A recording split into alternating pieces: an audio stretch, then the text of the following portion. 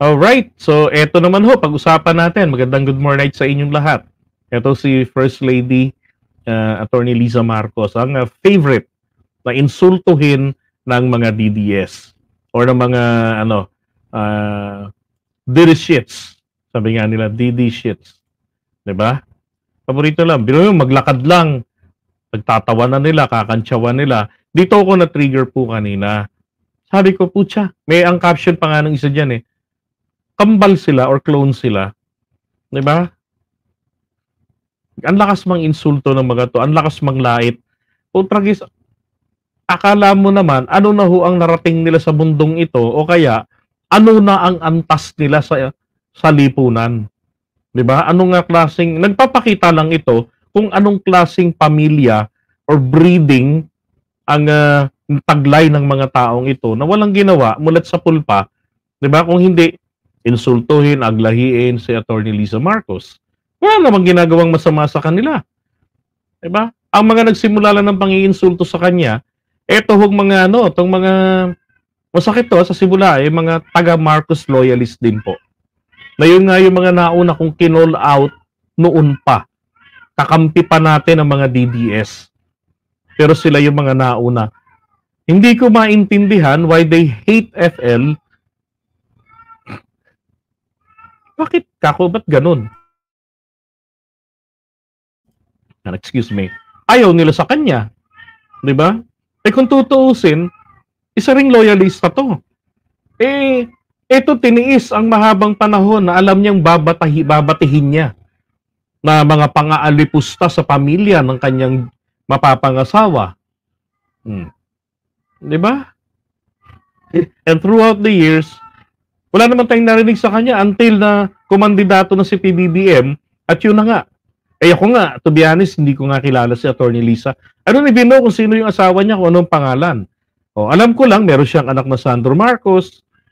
Yun lang, silang dalawa lang nga ang alam ko eh. Tapos nalaman ko na kay Pink, si Vinny, tapos yung isa pa.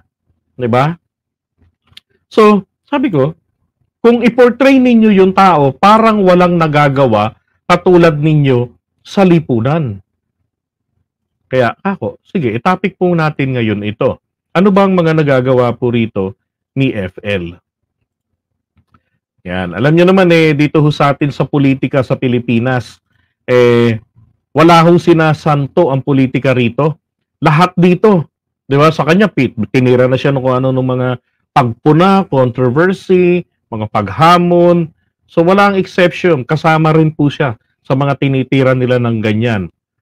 Ngayon, ang maganda rito kay Attorney Liza, bilang First Lady po, talaga namang yung hamon nito, ng pagiging First Lady,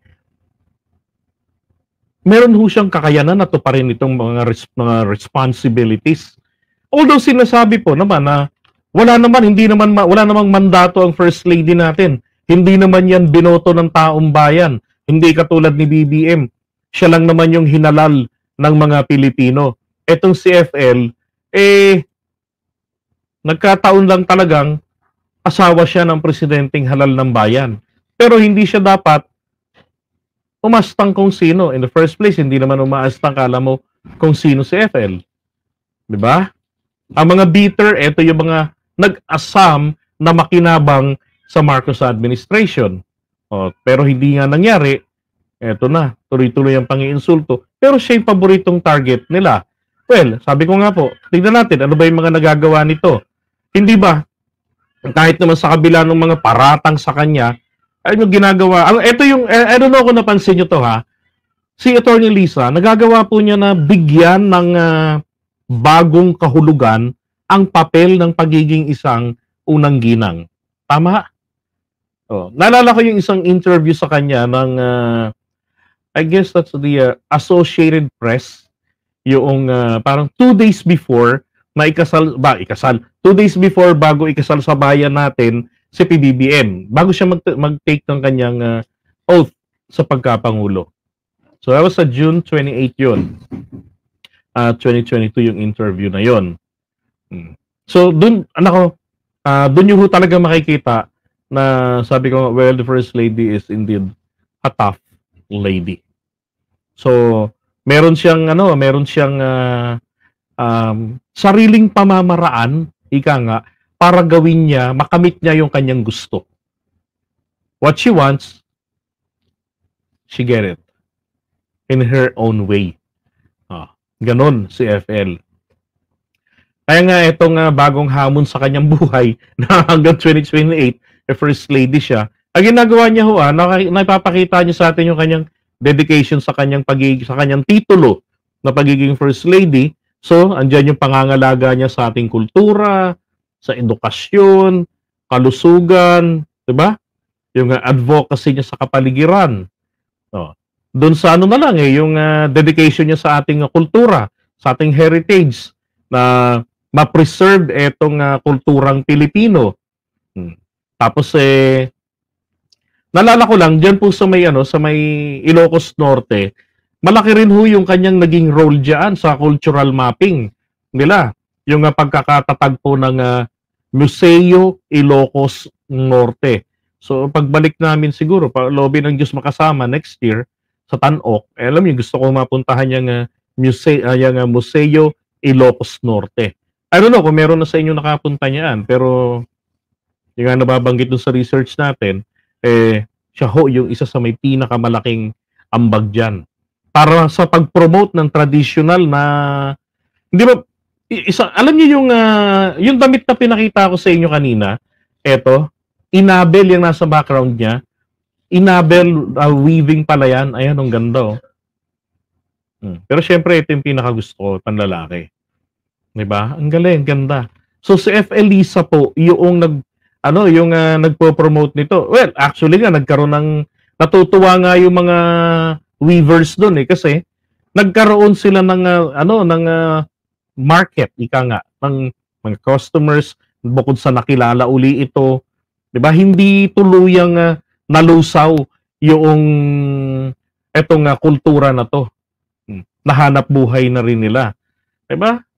Sabi ko nga, kung hindi pa naging presidente si PBBM, ang alam ko lang na ganyang klase, yung bahag. Yung sa, di ba? Sa mga igurot. Pero eto pala, meron palang ganyan dyan sa Ilocos Norte. Yung inabel hand-woven fabric ng probinsya nila. So ito part ng Filipino heritage. Tapos yung advocacy niya rin sa education, sa kalusugan, 'di ba? Lalo yung pagpupush niya ron sa universal healthcare na yung batas. Excuse me. Yung tawag dito yung para sa edukasyon, yung serbisyong pangkalusugan, 'di ba? Meron siyang tawag doon yung Love for All. Yan, meron ganun sa FL. Teka, pakita ko sa inyo. Ang ganda nitong teka, ito Diba? Ang ganda Pwede palang gamitin tong tela diyan sa sa mga throw pillow. Nakakita na ako nito, makapal-kapal to. Diba? Ang galing, ganda. So, pagbalik ko ng Ilocos, I wanna get one. Lalo yung ganito. Yung throw pillow. Tsaka yung damit kanina. Ilan lang yan, mga project. Ito yung Love for All. Ito yung Love for All Pharmacy na dinadala nila. Meron silang mobile clinic. Diba? Nagagawa po rito ni FL na yung mga kababayan natin, kahit na nasa liblib na lugar, nagkakaroon ng access, makapagpa-check up, kahit man lamang minsan sa buhay nila. Diba? So, maiiwasan patuloy, madadiagnose sila kung ano yung problema nila na nararamdaman. So, doon pa lang, mauunawaan na at magagawa na ng paraan para hindi na lumala. Diba? Tanong ko nga bukod ba kay Imelda, sino pa bang ibang FL ang gumawa? Diba? Yung talagang totoong may gawa, ha? Yung nararamdaman. Kasi wala akong pakialam doon sa pakaway-kaway, diba? Ngiti-ngiti. Tragis, marunong din akong ngumiti. Marunong din akong kumaway. Marunong din akong mamlastik. Ang kailangan natin sa mga sumusweldo ng buwis ng natin, sa mga nakikinabang nito, dapat po life-changing, makatotohanan at kapaki-pakinabang ang iyong ginagawa. 'Di ba? Ito nga walang sahod sa gobyerno Oh. Ba, ang ganda ng proyekto nila Lab for All Internal Medicine. 'Di ba? Saan ka pa? Tapos dito naman ho sa pagdating naman ho rito sa yung pang environmental, 'di ba? Pangkalikasan. Ito yung mga pictures naman, pakita ko sa inyo ito yung Pasig River. Yung Pasig Esplanade. 'Di ba ang ganda? Elegante. Minsan lang kami nakapunta ni Mrs. diyan. Talagang humanga siya. 3 days after ng opening nito, nagpunta kami. 2:00 ng madaling araw, walang halos katao-tao.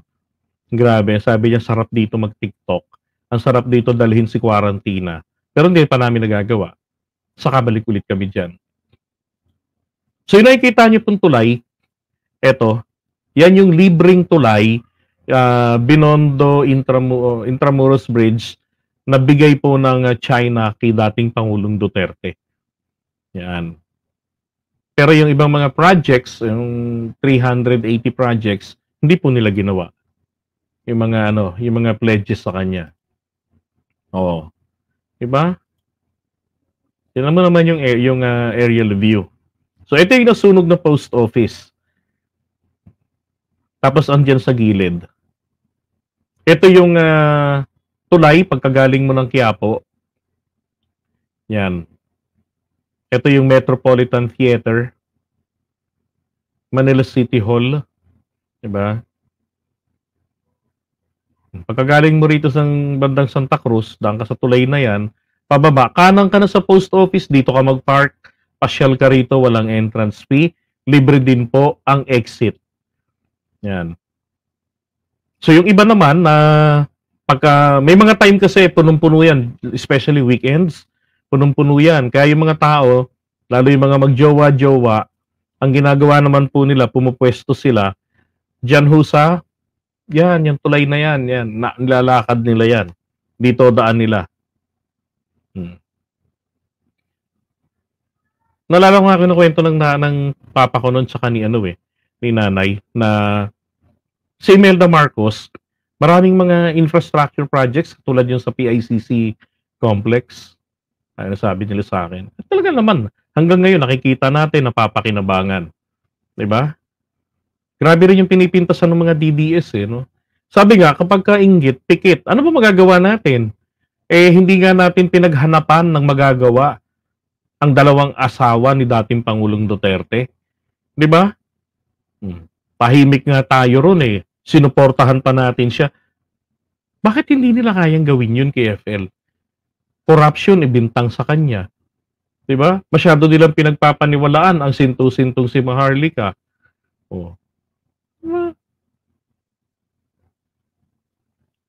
Ganda-ganda ng ginagawa ng tao, pilit nilang sinisira. Gagaya nila sa sa sarili nila na may mga may mga amats na sa sarili. Tsaka isa pa nakakatuwa rito kay FL. Eto 'di ba? Proud na proud po siya na itaas ang bandila ng Pilipinas. Yun po isa kayang lady.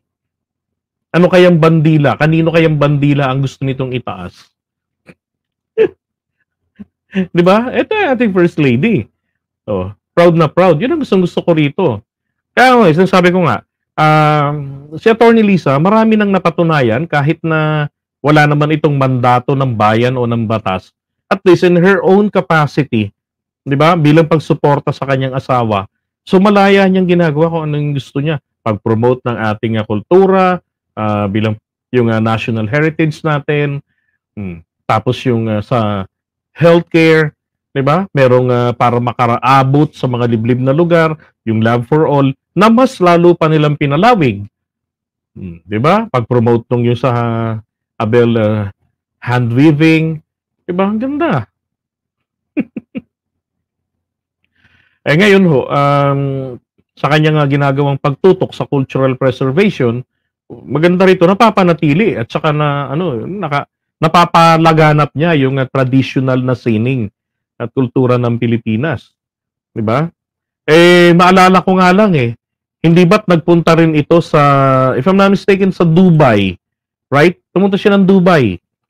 Oh, ano nangyari naman doon? Ang sabi ng mga praning, pumunta doon para mangutang ng pondo para sa Maharlika Investment Fund. Sus Mariosep. Diba? Ayan ito yung kanyang card, sabi dyan. Receives the First Lady of the Philippines in presence of Mariam bint Mohammed bin Zayed. Yan. Her Highness Sheikha Salama bint Hamdan Al Nahyan. Nahyan. Yan. Wife of His Highness, the UAE President welcomed Luis Araneta Marcos, the First Lady of the Philippines, who is on a working visit to the UAE. Diba? So ano pang pinag-usapan nila ron? The two sides discuss opportunities to enhance cooperation between entities in both countries across various fields, especially in culture, arts, and heritage. Diba? So, andun pa rin, dala pa rin niya yung promotion ng Pilipinas. Kahit nasa sarili niyang lakad. They explore ways to enrich the cultural and artistic landscape of both nations, with a particular focus on early childhood development and investment in human capital, which is a priority. Meron pa akong isang nakita roon na ginawa niya, yung dumalo siya sa meeting tungkol doon sa energy. Di ba?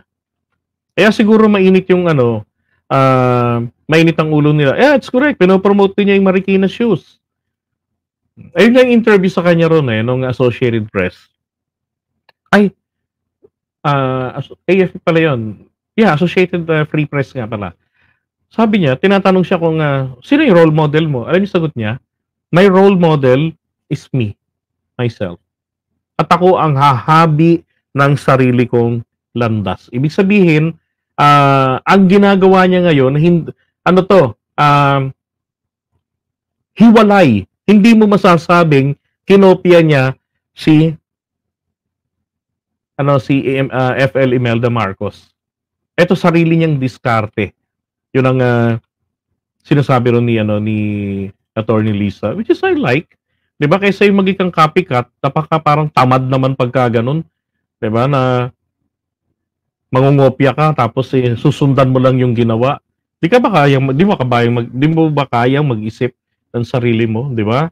Kaya nga ang galing meron siyang sariling initiative. So, meron tayong Lab for All, yung Pasig Rehabilitation, yung Pasig River Rehab, di ba?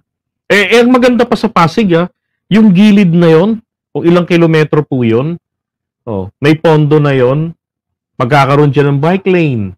So, talagang makakapag-exercise ka. Yung Pasig River pa, sa tulong din po nitong San Miguel Corporation ni Ramon Ang, di ba? Drenaging nila yon, nilinis nila yon.